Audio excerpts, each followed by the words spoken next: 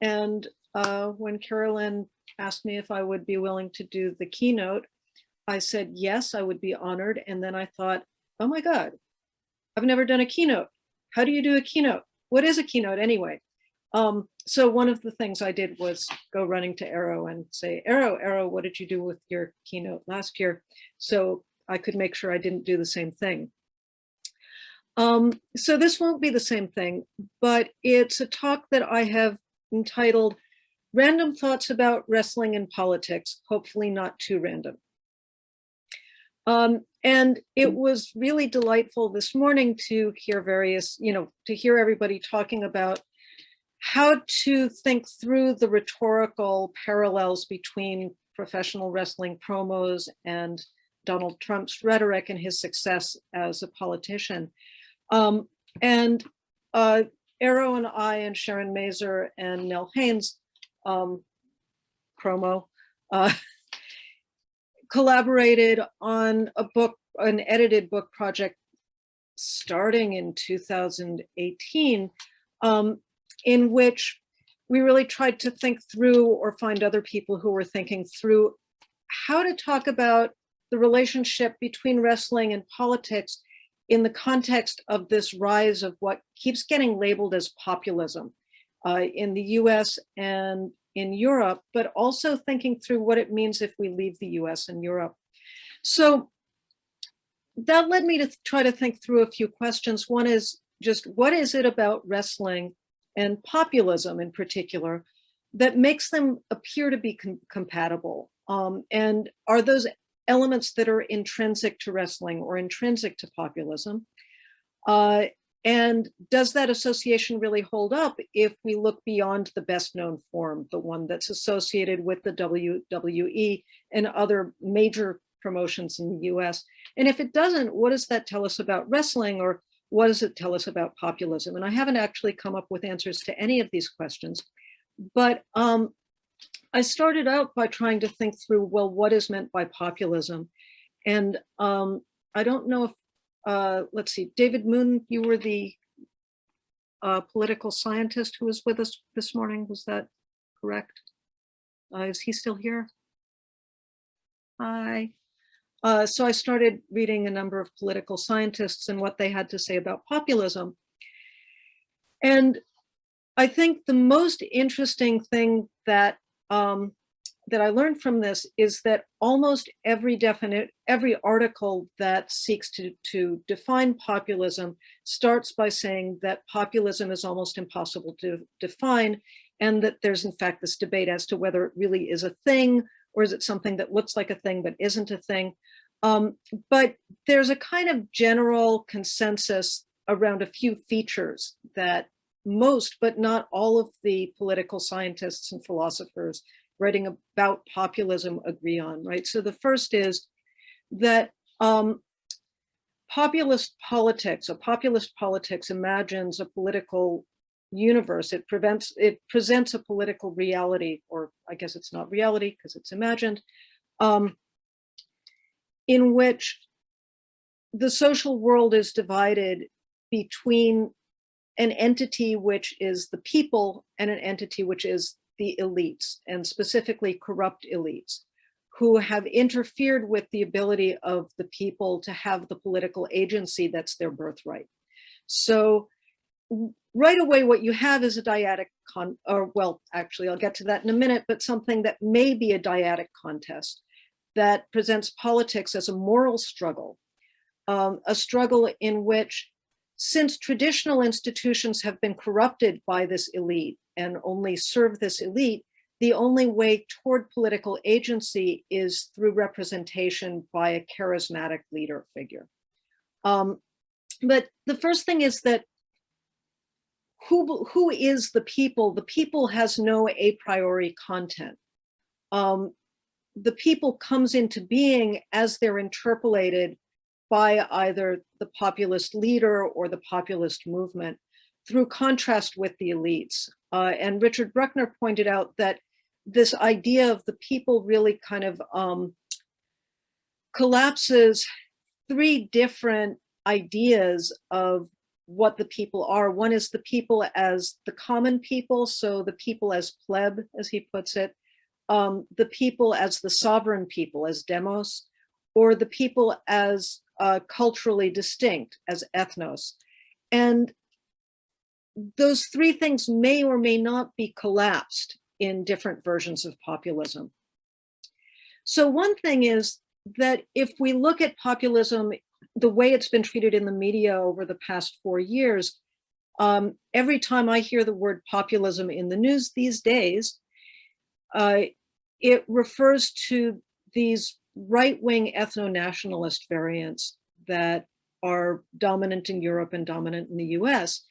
But for most of its history, the term populism has been used to label these left-wing movements, primarily in Latin America. And of course, it's kind of original. If there is an original referent, it's the reference to the Populist Party of the US in the 1890s. So one way to look at this is that there might be two different kinds of populism, one more associated with left-wing versions, the other more associated with right-wing versions. So in the left-wing versions, you have this dyadic conflict. You have the people and you have the elites.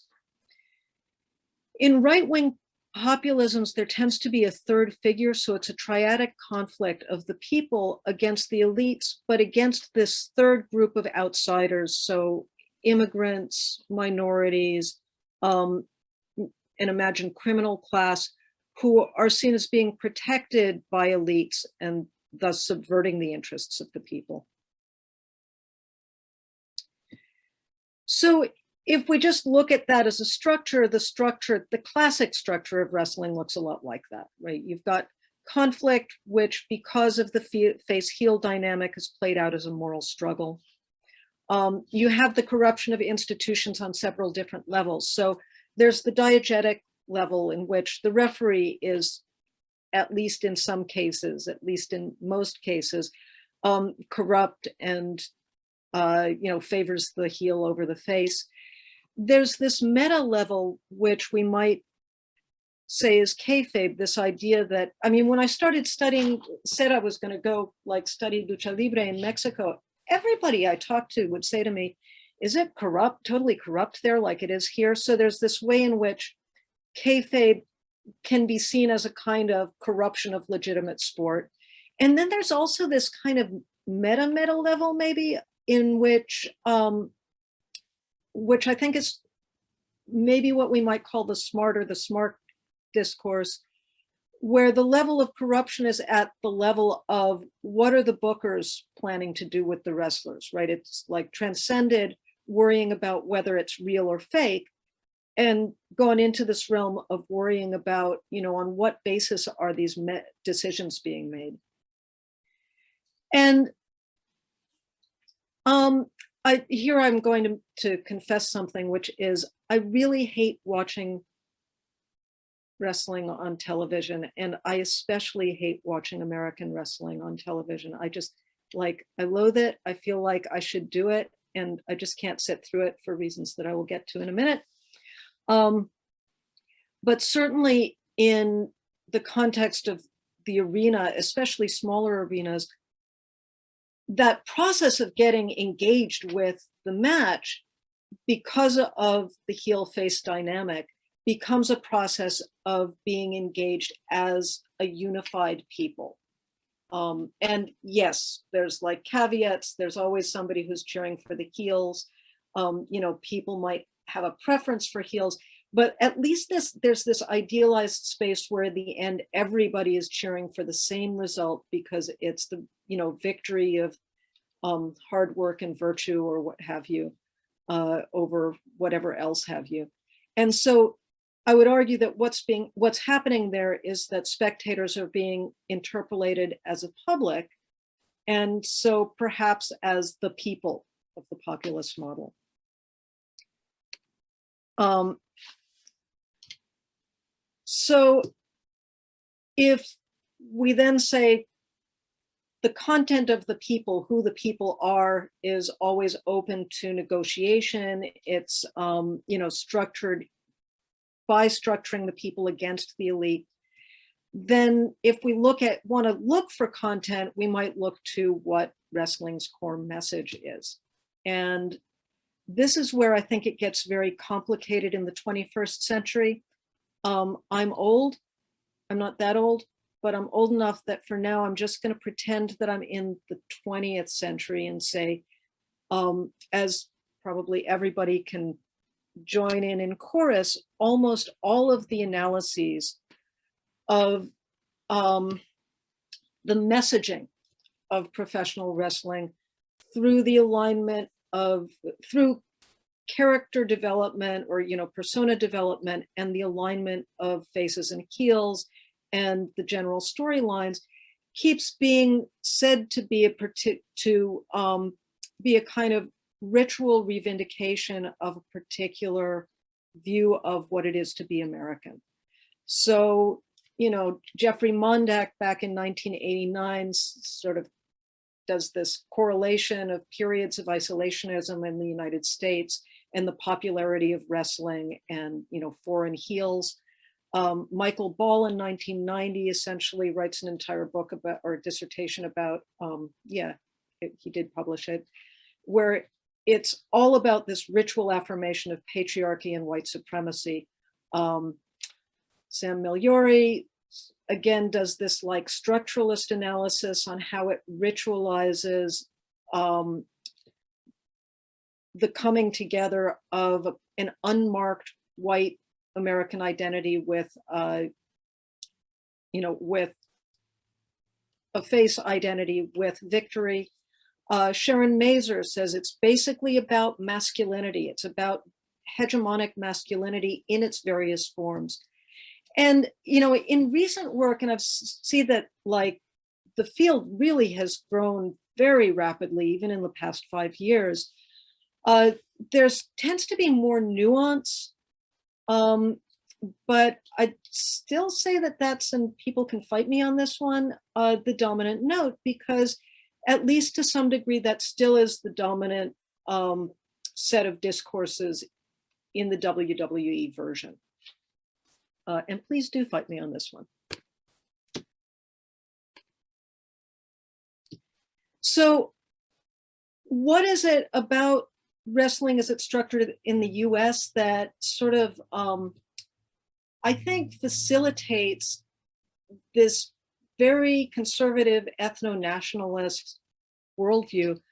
And I actually think that, I theorize at least, that it's related to a couple of things. And the first is that the way characters work in the United States, most of them are, the gimmick for most of them is to be a social type, right? To be some kind of stereotype. So to some extent, that's interpolating the people as ethnos. Another thing is what a lot of people are writing about here, which I think is a result of its continuous history of television. So, it starts being televised in 1948, and it's televised ever since then. And I think one of the effects of that is the importance of promos, right? The importance of the microphone and the importance of developing and expressing a character verbally and expressing the storyline verbally. So it does a couple of things. One is that it makes it easier to make explicit reference to social conflict, right? As Rocky was showing some, I can call you Rocky, right? Some instances of that. And the other thing is that it means that it produces this set of rhetorical resources that are fairly easily transferable between the diegetic and extra diegetic worlds, right? So this is where we can have Donald Trump voicing the part of a wrestler without actually having to wrestle anybody. And that is why I hate US professional wrestling. they do too much voicing. There's too little wrestling. You know, I timed it once, 10 minutes of talking, minute and a half of wrestling. So how does this look if we leave the United States, right? And just as a random example, how does this look if we go to Mexico, where Lucha Libre is something that developed, well, there's some argument about this now, but basically developed out of US style professional wrestling, but then became like very Mexicanized within a fairly short time. So, you know, it comes to Mexico in the 1930s, 1940s. This is the period when Mexico is emerging from the Mexican Revolution. The dominant political party is primarily focused on industrializing Mexico and encouraging internal migration to urban areas.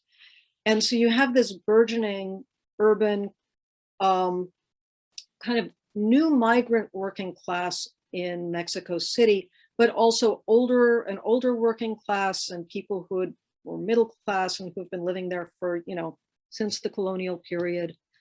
And when Lucha Libre arrives, it seems to me that it was part and parcel with things like the cinema or soccer, things that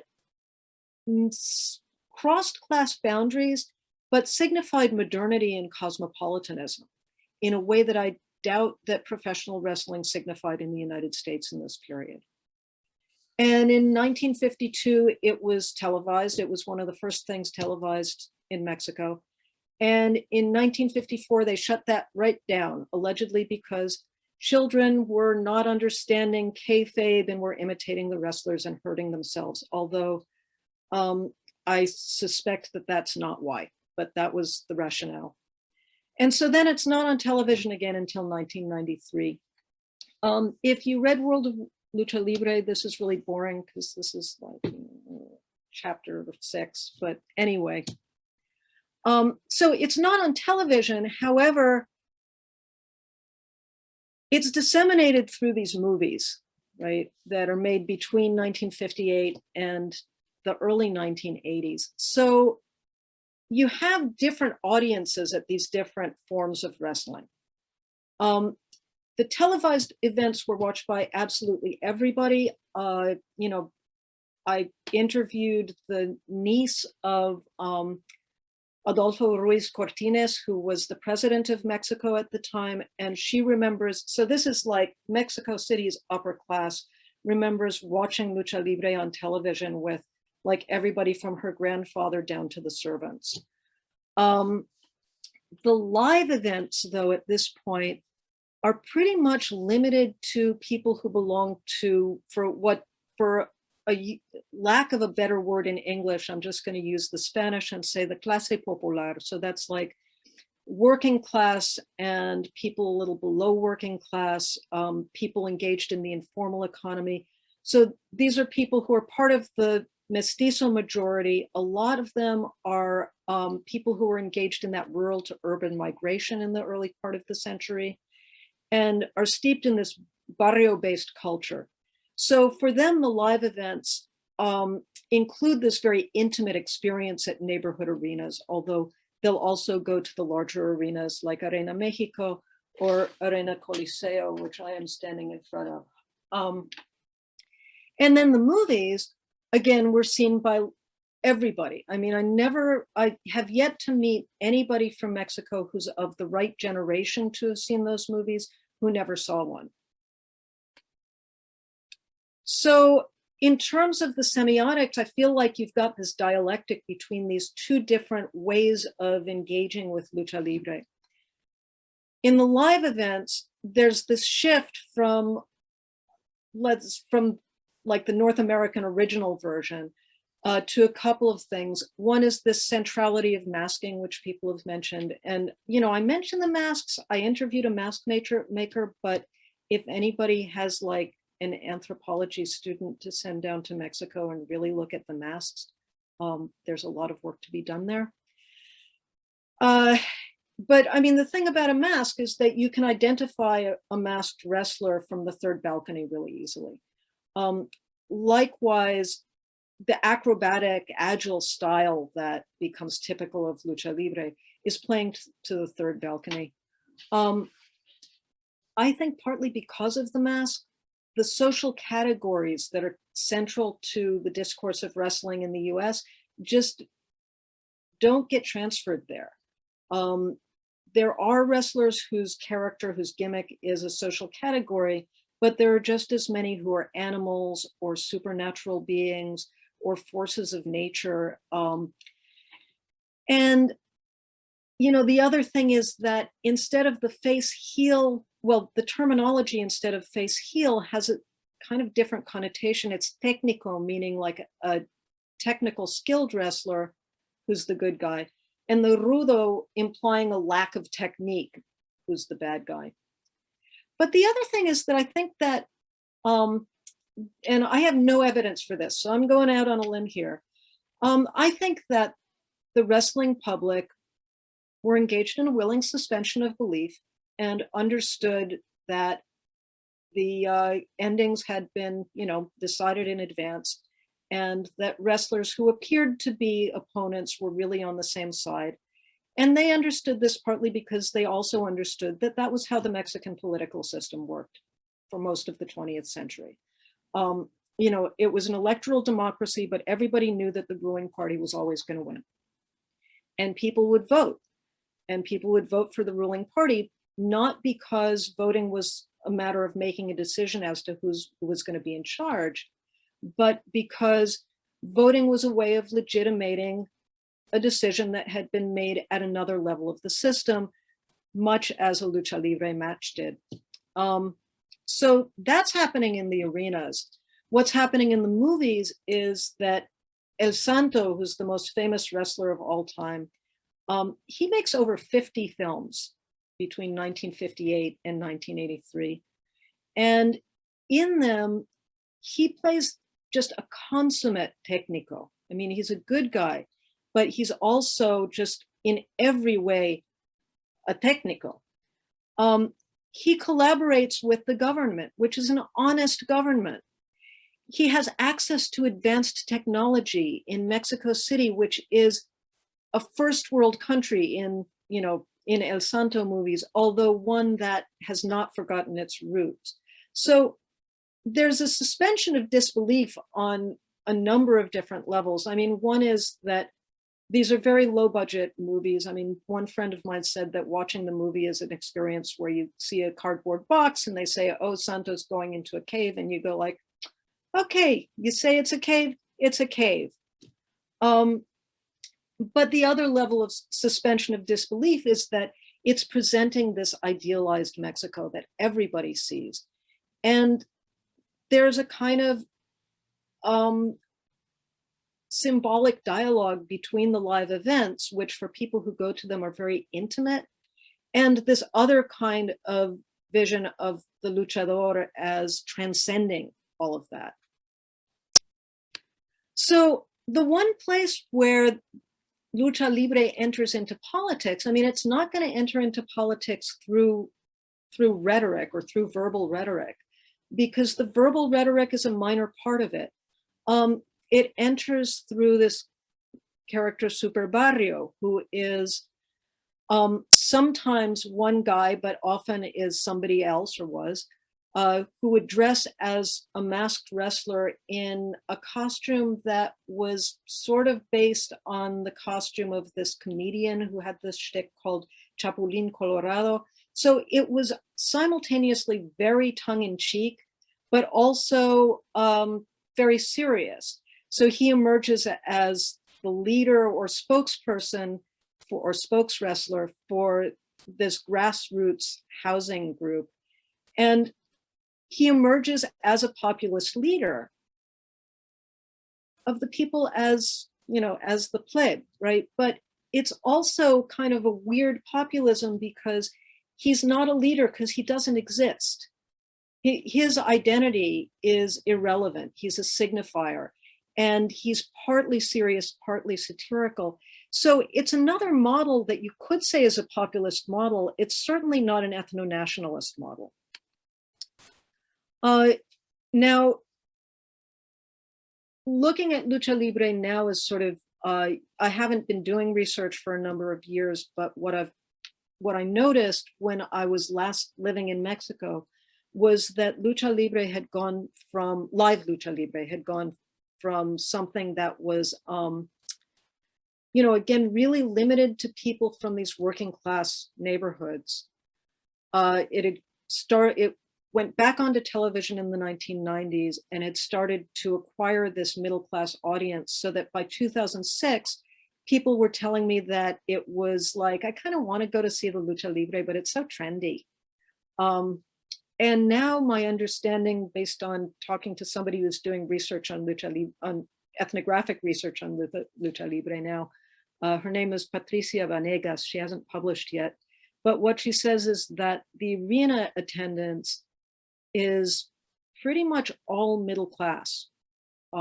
So this kind of hipster naco chic, which if somebody wants me to elaborate on that, I'd be happy to do so. And then the other case, which somebody brought up in the chat a while ago, is Bolivia, where you have this phenomena of the Cholita wrestling. And so, yeah, this is another area in which costuming, in which textiles are really important in signaling the character. But so Bolivian Lucha Libre is derived from the Mexican variant. They had Mexican wrestlers coming down and doing exhibition matches in the 1960s. And it didn't really get into gear until a couple of decades after that. And then it went down in popularity. So it's kind of going up and down until the early 2000s. When this one particular promoter starts to recruit women to wrestle in Cholita costume. So what is Cholita costume? So a Cholita is a very specific Andean social category. A chola is a market woman who wears, so these are the women who traditionally run the public market spaces, who use a particular style of dress of these full skirts, a shawl, and in Bolivia, a very, very tiny roller derby.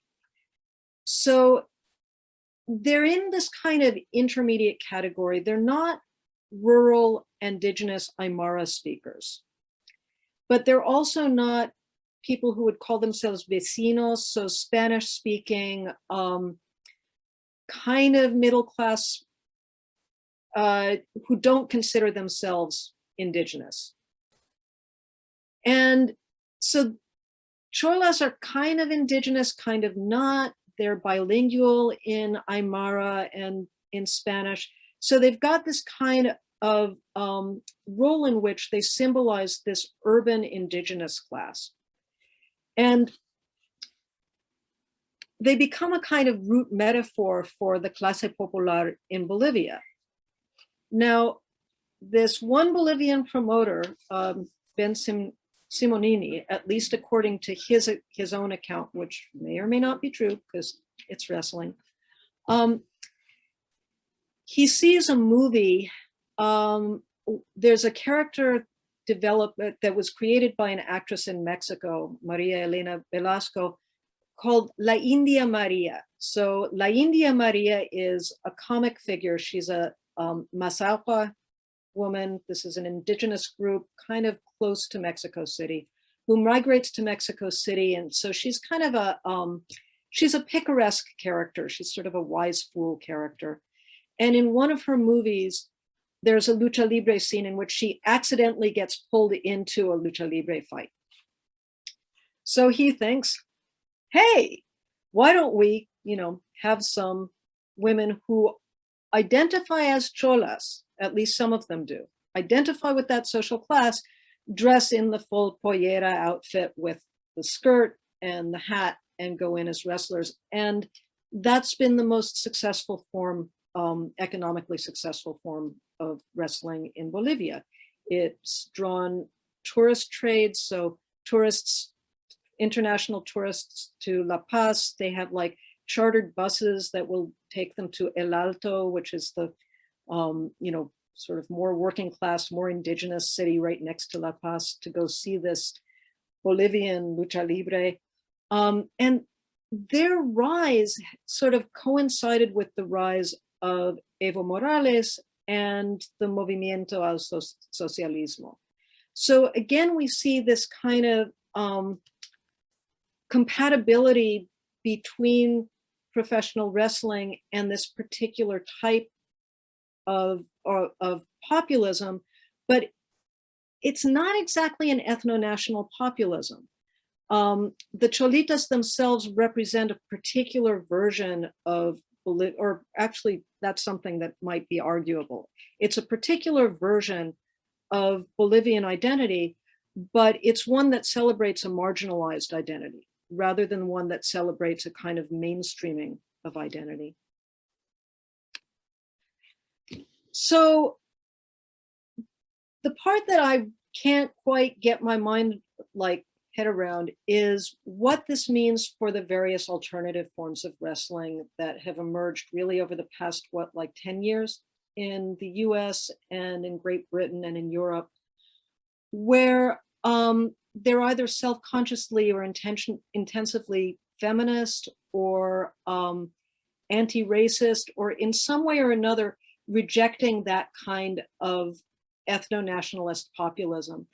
And what it is about wrestling then that's attractive and that's drawing people to that particular cultural form that's been so deeply implicated in the US in right-wing versions of populism.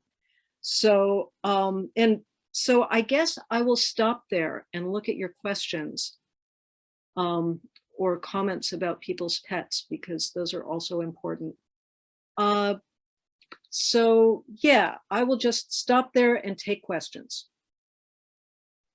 and probably ask you questions. All right, so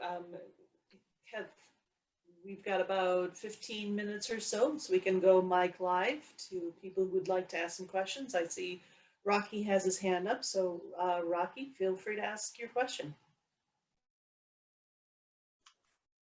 I'm applauding. Thank you.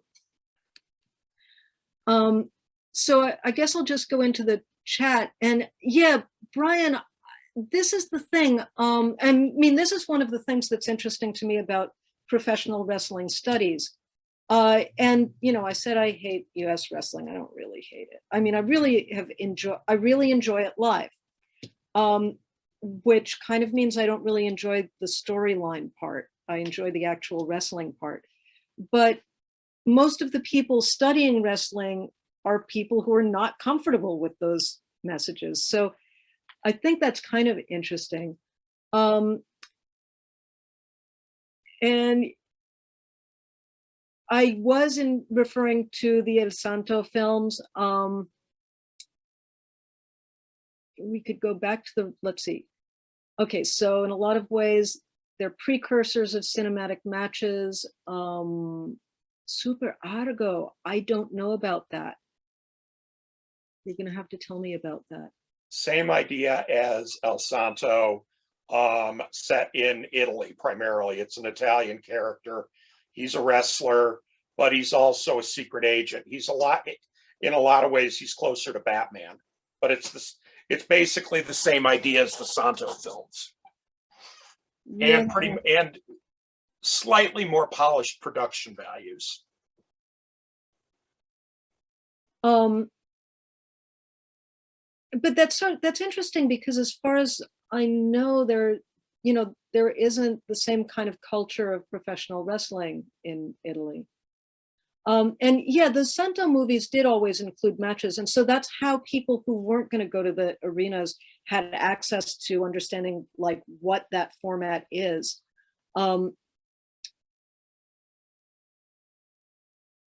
So like the middle class need, I see. The cinematic matches actually yeah, Santo facing a tarantula.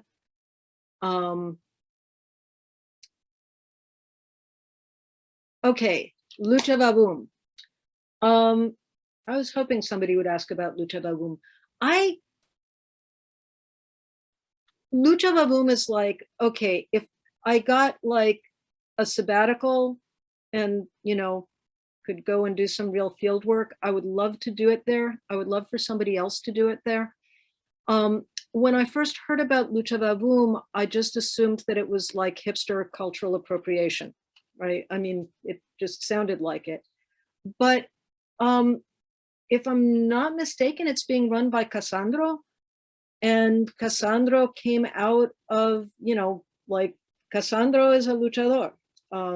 He started in, I mean, I think he started in kind of the border circuit. I saw him wrestling in Puebla in 1994. So Lucha Vavoom, is the appeal similar to that of modern Lucha Libre in terms of its class appeal, you mean? Is that what you mean, Mario?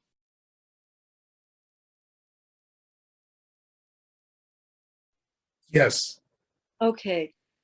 Yeah, that's an interesting question. I mean, it looks to me like yes, but I don't know who goes to see it.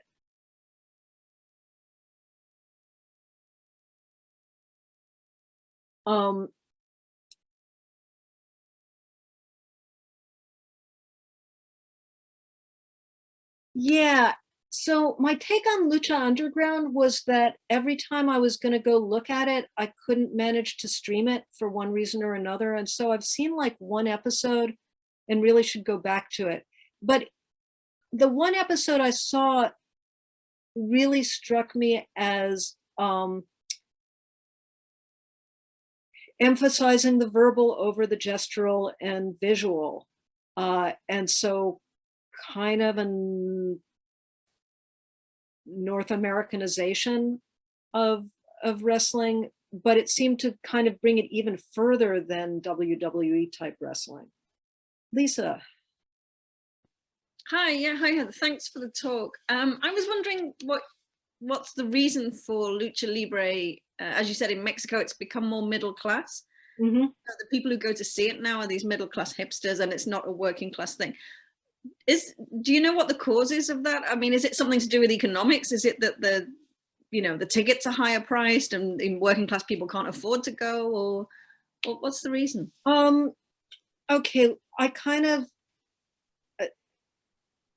there's what I think is the reason, right? And it's a few different things. So one thing is, yeah, the ticket prices seem to me to be higher than they used to be relative to people's incomes. When I was doing my research, Lucha Libre had just come back to television about like 4 or 5 years before, and it was really controversial at the time.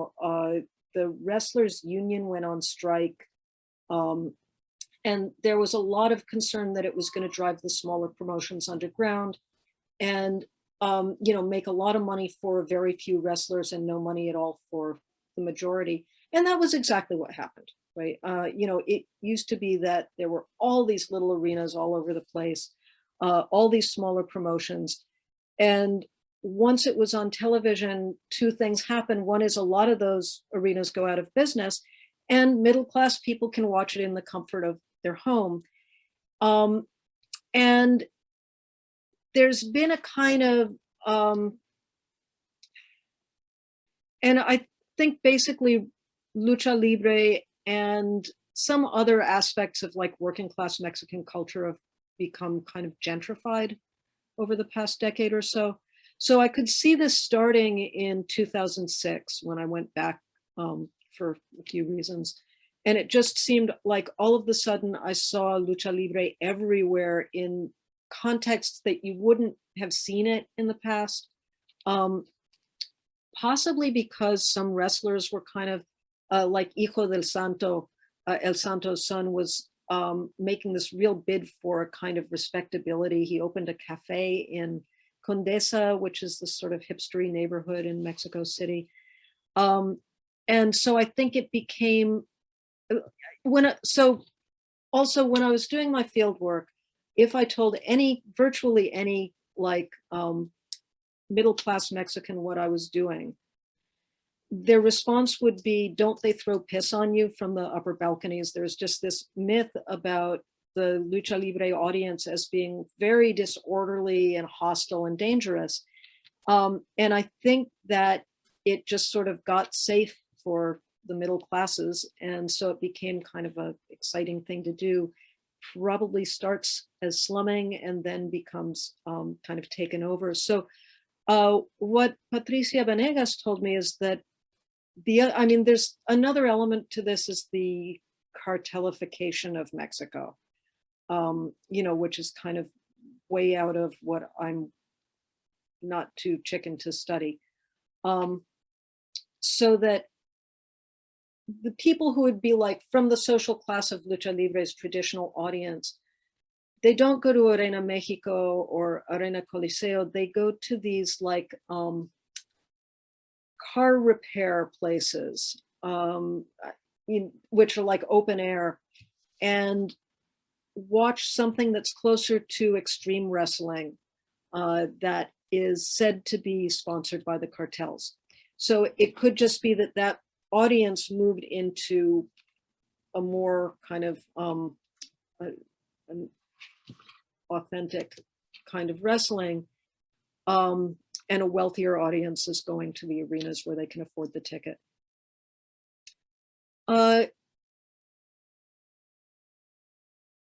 So does the emergence of alternative wrestling in the US, reflecting different political ideologies, reflect the fractured nature of politics in the country since 9/11?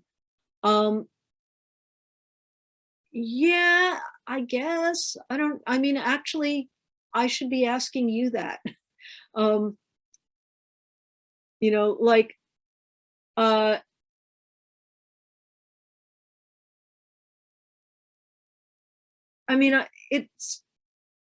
think that it may have to do with that. And I guess the other thing I wonder about, okay, here's another sort of, I have no evidence of this, but here is my theory. One of the things that is interesting to me is how many of the alternative promotions are using the Lucha Libre style. And I wonder if that isn't a way to sort of enjoy wrestling while signifying an alliance with immigrants, and by extension, all sorts of other people who aren't, who don't get to be protagonists in the same way in the mainstream wrestling.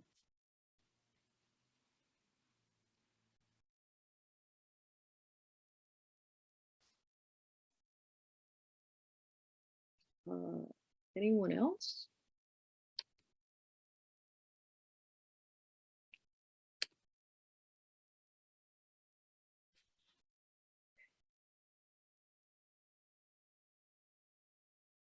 Yeah, at indie shows in Chicago. There's just been a huge growth in Lucha Libre. And so Chikara here in Philadelphia, although I think that Mike Quackenbush closed it down. I'm hoping that he reopens it as something else. The audience for Chikara is not, for the most part, Latino, but the wrestling is very Lucha Libre inflected, and depending which neighborhoods the matches were in, the audience, this is the other thing. At least in urban areas, the audience is not at all homogeneous. It's a very mixed audience. So yeah, Chikara was really hit hard by Speak Up. And yep.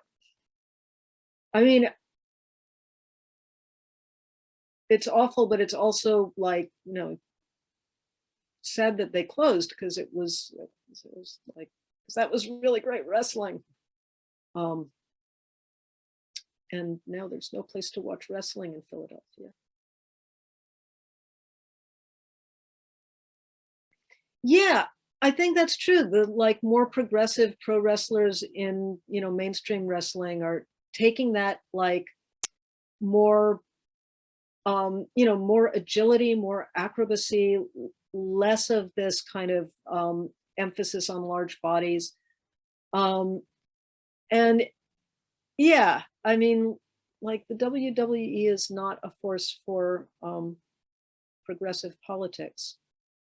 So I think, yeah, but like, okay, so the question is, I think that that's a good reason to like the indies over WWE or, even AEW. I've like only seen one of their matches, but, that you get the wrestling without the awful politics.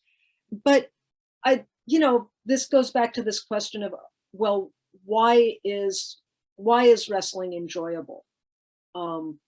And I'm not saying like it shouldn't be thought of as enjoyable, but it is kind of a good question. Like, so if you're alienated from WWE, why be attracted to the indies rather than just say, wrestling is for those people and I'm going to go do something else?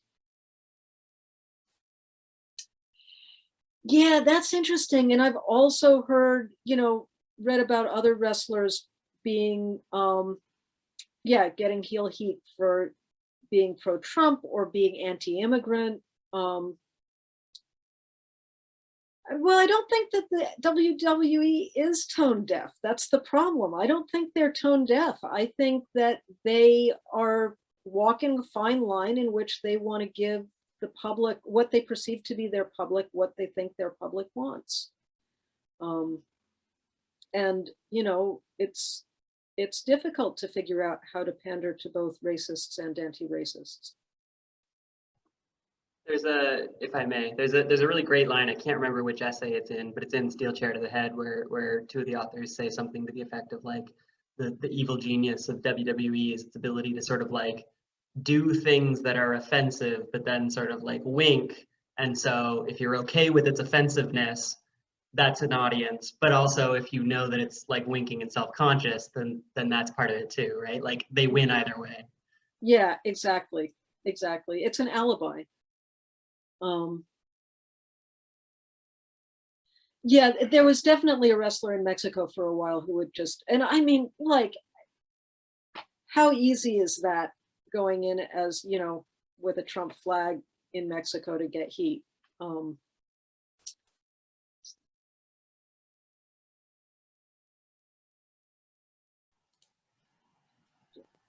Offenses. The flip side of that is that isn't there an indie wrestler somewhere in Appalachia whose gimmick is like the progressive liberal or something like that? Mhm. Yeah. And I read an interview with him and he is a progressive liberal, but he's like, he's playing it for heat. And it's kind of like, I don't know if you guys have read Heather Vandenberg's stuff. But she's in England and she's like, and so she started as like, and this is in an indie promotion as, what did she call herself? Basically, she was quoting from the Scum Manifesto and coming in as a feminist in order to draw heel heat and like, writes about how she wasn't real happy about that, but that you couldn't, she was saying like you couldn't be a feminist and not be a heel. Yeah, that's in the Politics and Populism book, isn't it? That essay? Oh yeah. Yeah. That, yeah. And she also has like her own full length tell all.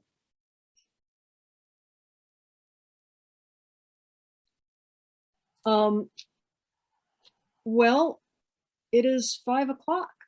Do I think that they impacted Lucha in Mexico?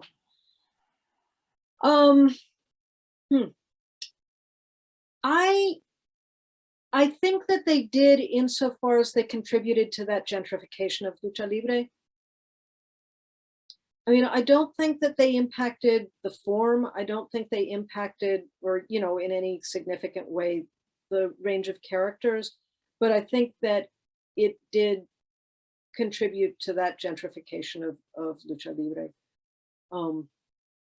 I mean, it certainly contributed to like familiarity with Lucha Libre in the US.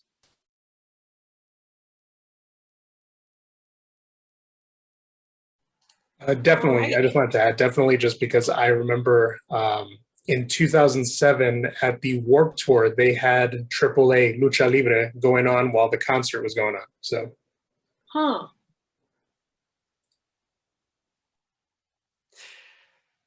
I love ending on this idea of there's so much more to explore.